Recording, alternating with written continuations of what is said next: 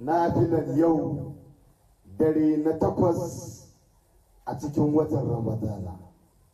Annabi Muhammadu sallallahu alaihi wasallam ya ce duk wanda Allah subhanahu wa ta'ala ya ba shi dama da falalansa da rahamansa ya yi wannan sallan nafilar a cikin wannan wata na Ramadana, a cikin wannan dare kuma ran 8 ga wata, annabi ya ce irin daraja da martaba da alfarma da za ka samu.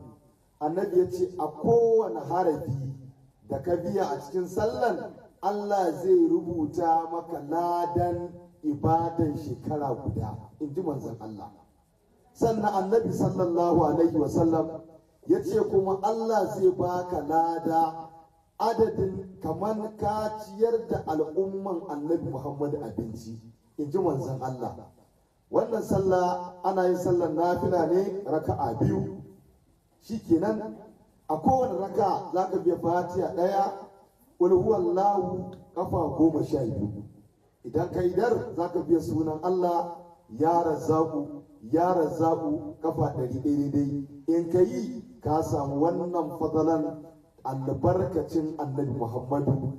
Allah ka bar mu da annabi, Allah ka taimake mu, Allah ka tsaya mana cikin bauta masa saboda matsayin manzon Allah sallallahu alaihi wasallam. Jama'a a shiyarin ga masoya annabi domin su ci gaba da amfana da irin wannan fadala da ake bayarwa. Allah ya karɓi ibadunmu, Allah ya tabbatar da mu cikin masoya annabi na hakika zahiran wa badinan. Dukkan bukatunmu Allah ya biya, duk damuwarmu Allah ya ɗauke saboda albarkacin manzon Allah sallallahu alaihi wasallam. Allah ka buɗa mu al'umman annabi, Allah ka sa ai azumi cikin lubufi da bata.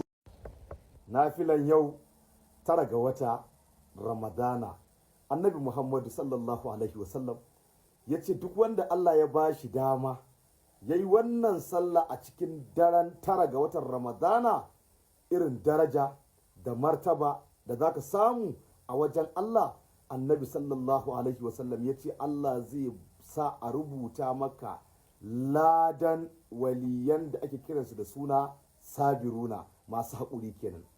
Kuma Allah zai canza zuciyanka ta zamto daga cikin zuciyoyin waliyai da ake kiransu da suna shakiruna, masu gode mu Allah. Sannan annabi sallallahu alaihi wasallam kuma ya ce irin daraja da martaba da zaka samu idan kai wannan sallar nafilan, Allah zai baka lada kaman ka karanta littafan da Allah ya saukar da su guda 114. Allah zai baka ladan